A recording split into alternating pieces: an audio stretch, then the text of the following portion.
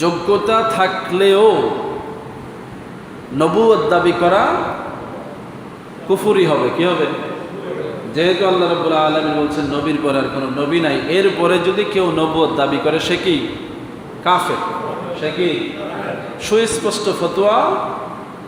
গত 1400 বছর ধরে সারা পৃথিবীতে এই বিষয়ে সকল ঐক্যবদ্ধ মত, যদি কেউ নবুয়ত দাবি করে, শুধু দাবি নয়, নবুয়ত প্রমাণ করার জন্য যদি কোনো ধরনের কোনো যোগ্যতা উপস্থাপন করে, তাকে হত্যা করা ওয়াজিব, সে কাফের।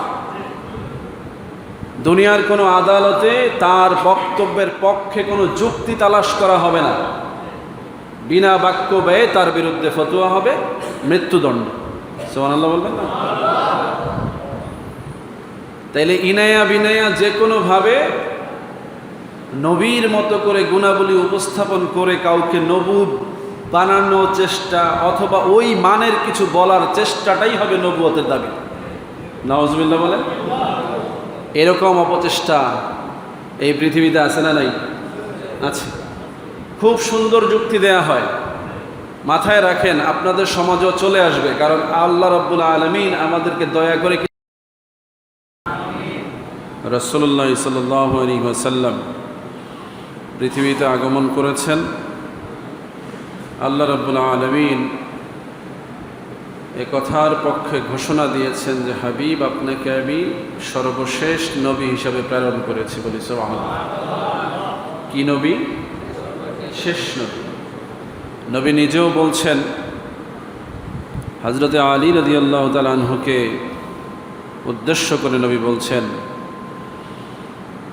আনতা মিন্নি বিমানজিলাতি হারুন ওয়া মূসা, আমার সাথে তোমার সম্পর্কটা হচ্ছে মূসার সাথে হযরতে হারুনের সম্পর্কের মতো।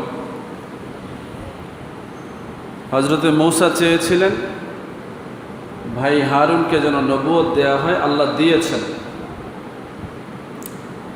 আমারও মন চাইতো, যদি সুযোগ থাকতো আমি চাইতাম যে আলীকে যেন আল্লাহ নবুয়ত দেন, কিন্তু লা নবিয়্যা বা'দি, আমার পরে আর কোনো নবী আসবে না। অর্থাৎ সিদ্ধান্ত চূড়ান্ত, যদি সুযোগ থাকতো তাইলে আমি এই কথা বলতাম। যেহেতু সুযোগ নাই, নবুয়তের দরজা বন্ধ, আমার পরে আর নবী নাই, সেজন্য এরকম যোগ্যতার কেউ থাকলেও তাকে নবী বলার সুযোগ নাই। আল্লাহ রাব্বুল আলামিন কোরআনের মধ্যে কথা সুস্পষ্ট করে ঘোষণা দিয়েছেন, মা কানা মুহাম্মাদুন আবা আহাদিন মির রিজালিকুম ওয়ালাকিন রাসূলুল্লাহি ওয়া খাতামান নাবিয়্যিন, যে তোমাদের কাছে আমি যে নবীকে পাঠিয়েছি তিনি তোমাদের মতো সাধারণ কোনো মানুষ নন, তোমাদের মতো কোনো পুরুষের পিতা নন, অথচ ওনার সন্তান ছিল, ছেলেও ছিল। কি বলেন ঠিক না? কিন্তু আল্লাহ বলছেন মা কানা মুহাম্মাদ, মুহাম্মদ এমন একজন যিনি কি তোমাদের মতো কোনো পুরুষের পিতা, আবা আহাদিন মির রিজালিকুম। এই কথা দিয়ে আল্লাহ রাব্বুল আলামিন আমার আপনার সাথে নবীর মর্যাদাকে আলাদা করেছেন। বলে সুবহানাল্লাহ। যদিও নবী ছেলে সন্তান ছিল, রেজাল বলতে পুরুষ বোঝায়। কি বোঝায়? তো তিনি ছেলে সন্তানের পিতা হওয়া সত্ত্বেও আল্লাহ বলছেন তিনি তোমাদের মতো কোনো পুরুষের পিতা নন। তাহলে তিনি কেমন? আল্লাহ বলছেন ওয়ালাকিন রাসূলুল্লাহ, বরং তিনি আল্লাহর রাসূল। সুবহানাল্লাহ। ওয়া খাতামুন নাবিয়্যিন, এবং তিনি সর্বশেষ নবী। বলি সুবহানাল্লাহ। তাহলে এই নবীর পরিচয় হচ্ছে তিনি রাসূল এবং তিনি নবী। এর বাইরে অন্য কোনো পরিচয় দিয়ে নবীকে উম্মতের সাথে, বান্দাদের সাথে মিলিয়ে ফেলার অপচেষ্টা, এটা আল্লাহর কোরআনের খেলাফ, শানে রিসালাতের খেলাফ, শানে নবুয়তের খেলাফ। কি বলেন ঠিক না? একইভাবে যোগ্যতা থাকলেও নবুয়ত দাবি করা কুফরি হবে। কি হবে? যেহেতু আল্লাহ রাব্বুল আলামিন বলছেন নবীর পরে আর কোনো নবী নাই, এরপরে যদি কেউ নবুয়ত দাবি করে সে কি কাফের, সে কি সুস্পষ্ট ফতোয়া। গত 1400 বছর ধরে সারা পৃথিবীতে এই বিষয়ে সকল ঐক্যবদ্ধ মত, যদি কেউ নবুয়ত দাবি করে, শুধু দাবি নয়, নবুয়ত প্রমাণ করার জন্য যদি কোনো ধরনের কোনো যোগ্যতা উপস্থাপন করে, তাকে হত্যা করা ওয়াজিব, সে কাফের। দুনিয়ার কোনো আদালতে তার বক্তব্যের পক্ষে কোনো যুক্তি তালাশ করা হবে না, বিনা বাক্য ব্যয়ে তার বিরুদ্ধে ফতোয়া হবে, মৃত্যুদণ্ড। সুবহানাল্লাহ বলবেন না? তাইলে ইনায়া বিনায়া যে কোনোভাবে নবীর মতো করে গুণাবলী উপস্থাপন করে কাউকে নবুব বানানোর চেষ্টা অথবা ওই মানের কিছু বলার চেষ্টাটাই হবে নবুয়তের দাবি। নাউজুবিল্লাহ বলেন। এরকম অপচেষ্টা এই পৃথিবীতে আছে না নাই? আছে। খুব সুন্দর যুক্তি দেয়া হয়, মাথায় রাখেন, আপনাদের সমাজও চলে আসবে, কারণ আল্লাহ রাব্বুল আলামিন আমাদেরকে দয়া করে কিছুটা সময় দিয়েছেন। এই জনপদে ফিতনা আসতে একটু দেরি হয়েছে, কথা বুঝতেছেন? আমি খুব দ্ব্যর্থহীন ভাষায় বলি যে চাঁদপুর অঞ্চলের মানুষ সৌভাগ্যবান, এখানে ফিতনা এখনো পুরোপুরি আসে নাই, আসলেও এখনো মাথা ছাড়া দিয়ে দাঁড়াতে পারে নাই। তবে এটা আর বেশি দিন বোধহয় ঠেকায় রাখা যাবে না। বাংলাদেশে এমনও অঞ্চল আছে যেগুলো নবুয়তের পক্ষে এলাকা ভিত্তিক কায়েম হয়ে গেছে, নাউজুবিল্লাহ। এমনও এলাকা আছে যেখানে নবী মানা হয় এমন ব্যক্তির পক্ষে সমাজ তৈরি হয়ে গেছে, নাউজুবিল্লাহ।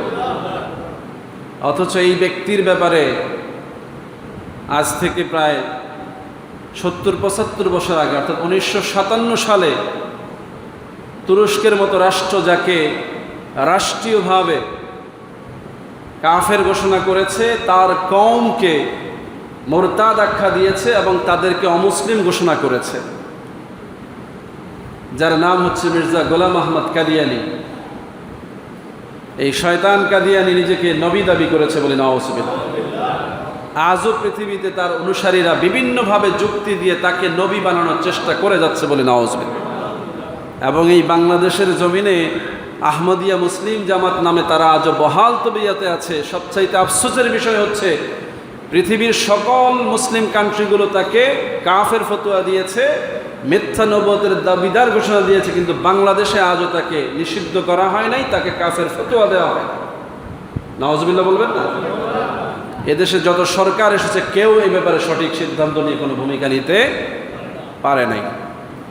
অথচ আল্লাহর কোরআন, রসুলের হাদিসগুলো প্রমাণ করে দিচ্ছে যে রসুল্লাহ সাল্লাল্লাহু আলাইহি ওয়াসাল্লামের শানের খেলাফ এবং নবুয়তের সাথে সামঞ্জস্যপূর্ণ কোনো বক্তব্য দিলে তাকে হত্যা করা কি ফরজ। 1958 সালে মিশর সরকার তাদেরকে সরকারিভাবে কাফের ঘোষণা করেছে। 1974 সালে পৃথিবীর প্রায় 104টি মুসলিম দেশ ঐক্যবদ্ধ হয়ে রাবেতায়ে আলম আল ইসলামিয়ার মাধ্যমে ঘোষণা দিয়েছে যে গোলাম আহমদ কাদিয়ানি মিথ্যা নবুয়তের দাবিদার, তারা কাফের, তারা অমুসলিম। 104টা দেশ ঐক্যবদ্ধ হয়ে ঘোষণা দিয়েছে, অথচ বাংলাদেশের মতো একটি 90% মুসলমানের দেশ এই ঘোষণা আজও দিতে পারে না। এই ব্যর্থতা গোটা জাতির ঘাড়েই ঝুলে আছে, কি বলেন ঠিক কিনা? আমরা প্রত্যাশা করি সবচেয়ে মূল্যবান যে দাবি আমাদের কাছে, সেটা হচ্ছে নবুয়তের একচ্ছত্র সম্মান, রিসালাতের একচ্ছত্র মর্যাদা শুধুমাত্র মুহাম্মদুর রাসূলুল্লাহ সাল্লাল্লাহু আলাইহি ওয়াসাল্লামের জন্য। এটাকে যারা সর্বোচ্চ প্রায়োরিটি দিবে আমরা তাদেরকেই ভালোবাসবো, কি বলেন ঠিক কিনা?